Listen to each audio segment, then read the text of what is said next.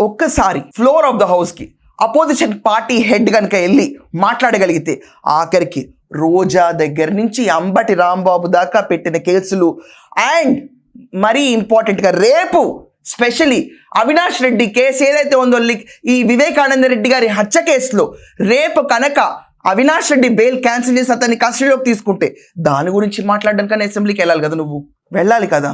And ఇదంతా కాకుండా మీరే అన్నట్టు ఓకే జగన్మోహన్ రెడ్డి గారే కనుక అసెంబ్లీకి వెళ్ళగలిగితే లిక్కర్ కుంభకోణంలో నాకే లేదు, ఇది గవర్నమెంట్ మట్టి జల్లుతున్న ఫ్లోర్ ఆఫ్ ద హౌస్ లో మాట్లాడచ్చు కదా. వాళ్ళు మాట్లాడతారో లేదో చెప్తారు.